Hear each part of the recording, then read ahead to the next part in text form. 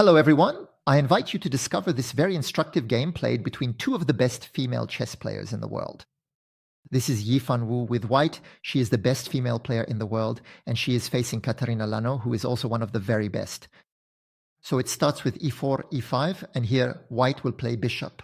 c4, which is called the bishop opening. The bishop immediately targets the weakness of the pawn on f7. Black play knight f6, attacking the pawn on a4, and d3 is played to defend it. Note that after knight c3, which seems natural, there could be this idea for black to sacrifice on e4. And after a recapture, the fork on d5. But after the move d3, of course, there's no longer the possibility to take on e4. And black play bishop c5. Knight c3, kingside castling, a quick castling by black, maybe even a bit too quick. Knight f3 attacks the pawn. Knight c6 comes to defend it. And a 3. Why is a3 played? It can allow the bishop to retreat if it's attacked by a move like knight a5, for example. And then sometimes the pawn on a3 can even launch the attack with b4, b5 to chase away the bishop and the knight. Black play a6, they do the same, h3. And here, black, by imitation, repeat the same move as white, h6. After a3, we had a 6. After h3, we had h6. But this move h6 is actually disastrous. Yet one might think it's interesting. It prevents moves like bishop g5 or knight g5 from happening. But it is disastrous. And Grandmaster Daniel Dubov even said on his stream during the game that it was better. Better to do nothing at all, to pass your rook, than to play this move on h6 with black. And he's right. The problem with advancing the pawns in front of the castle, sometimes you're forced to do it, but the problem is they can become targets. Here, it's targeted by the bishop, and sometimes there can be sacrifices. That won't be the square in this game, but it can happen in other games, in other positions. The other drawback of pushing the pawns of the castling is that it creates levers. That is to say, white can look for the g4 lever to play g5, to come into conflict with the h6 pawn, and open the g file to create an attacking path against the black king. And since white haven't castled yet, they can play this move, g4. After all, the white king for now is not in any danger. In the center, he can always perform a queenside castling to bring the game into opposite side castling, except that he will have the initiative in the attack. His attack will be much faster. Already on the next move, he threatens g5 and attacks the knight. Discovered attack and opens the g file.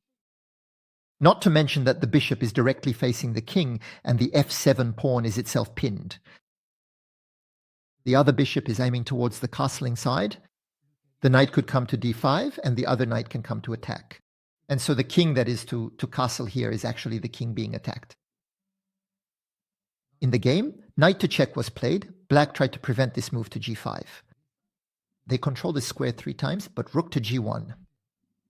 White also controlled it 3 times to support this push to g5. Knight to d4 is played. Here, black are trying to divert white from their plan. By playing knight to d4, black are encouraging white to take the e5 pawn, which of course should not be done. Because if you take the pawn on e5, there would be queen to f6 attacking the knight. And be careful, because on f2, there's this alignment of the bishop with the queen attacking the pawn on f2. And the knight on d4 controlling the f3 square, so white can't come back to f3, otherwise they'd be lost. So right away, the game gets complicated, and white won't be able to carry out the attack they were hoping for. So in this position, white won't take the pawn on e5. They stick to their plan and play g5. Knight takes on f3. Check! Queen takes after all that, bringing the queen back into the attack. And that's going to speed things up. White queenside castling. Capture on g5, black controls twice, white attacks twice. That's not enough for white, but they're going to play on. h4, they're trying to open the g file at all costs. Black hasn't taken, of course, but if they do, I'll show you what could happen if they capture. We could immediately play bishop h6 and look at the pawns f7 and g7. Both pawns are pinned. The bishop pins the pawn on f7 and the rook pins the pawn on g7. In fact, after a move like g6, we wouldn't even take the rook. We would play rook, takes g6, check, exploiting the pin of the pawn on f7. After king h8, bishop g7, check. And after king g8, we can retreat the bishop and set up mate. The rook attacks, the bishop traps, and the pawn on f7 is pinned. It's a real checkmate. So you might say yes, but black in any square arm won't play. G6 they could play. Queen f6, but look at what could happen. Rook takes g7, check, and if queen takes, we're going to win the queen. And after king h8, we'll still win the queen because we can take the knight with check and then capture the queen. You get it. After this push to h4, black can't take and open the g file. So they're going to play d5. They're trying to react very quickly.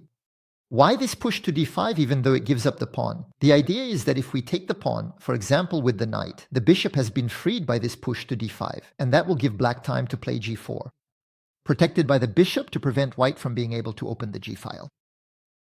But on d5, Yifan Hu is going to not let herself be diverted from her attack plan either, and she takes on g5. Black can't play f6 because there would be this capture by the bishop with check. We could even recapture with the knight, with a nice mate. If black takes, there would be knight e7, double check, forcing the king to escape to h8 and knight g6 mate. The knight attacks and the bishop traps. That would be a very pretty mate indeed. So after bishop takes on g5, we understand that black can't play f6 because it would dramatically open the white diagonal towards the king. So they take on g5, then we recapture. Black take on c4, they win a bishop, but there's still this attack, queen to h5. The attack is simple. White want to play rook to h1 and go checkmate on h8.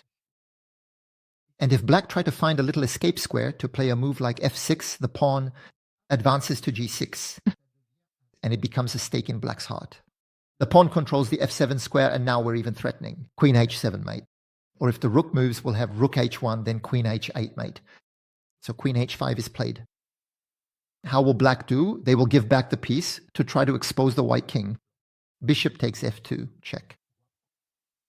King takes, queen d4, check, king g2, and queen d7. The black queen takes advantage of the fact that the white king is now on the g file to threaten queen g4, looking for the exchange of queens.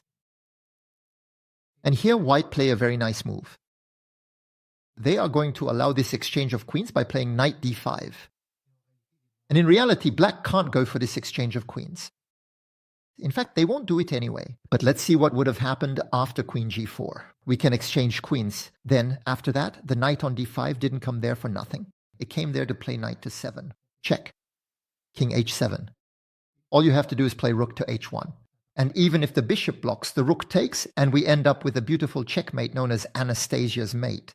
If you know the knight against the squares g6 and g8, the rook attacks and the pawn on g7 blocks. Clearly, we're seeing some beautiful checkmate patterns, very nice positions, and checkmate. So knight to d5 was played. You understand that black can't play. Queen to g4. In the game, they played rook to d8. And now there's a threat, queen to g4. Because there will no longer be the resource of knight to e7. Afterwards, to try to checkmate the king who could escape since the rook moved. So black renewed this threat of queen to g4. And here, a very nice move by white, full of subtlety. King to h2. The rook is now free. It controls the g4 square.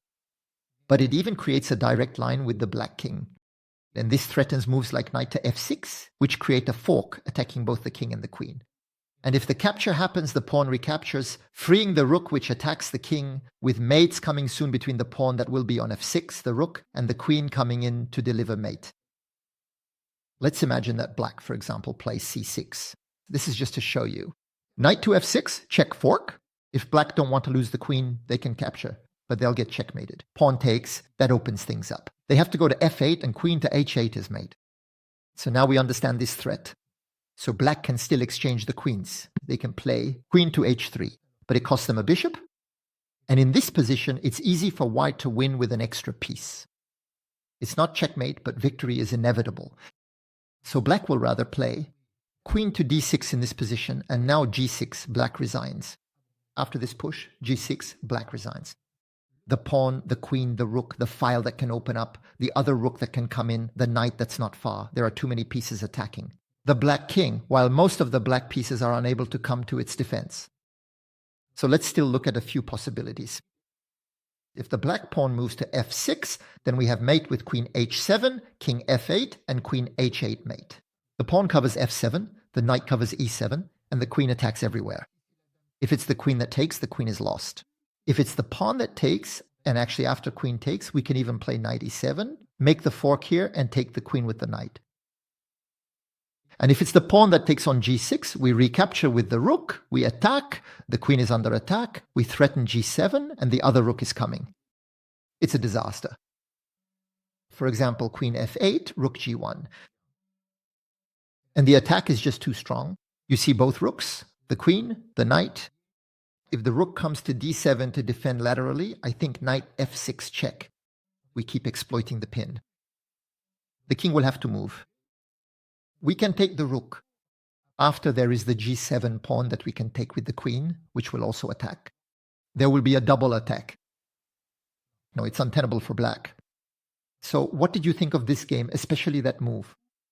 h6. What Dubov, Grandmaster Daniel Dubov, said was that it was better to move your rook not to play than to play that move. It's terrible, this lever he gives on g5 with the possibility to play g4, rook, g1, g5. And to launch an attack on the black king who has castled, while the white king is still in the center. But for now, the center is relatively closed, and white can always queenside castling. And in this opposite side castling attack, obviously white will be way too far ahead. Maybe this kind of attack and this kind of understanding can help you win games as well. I hope so.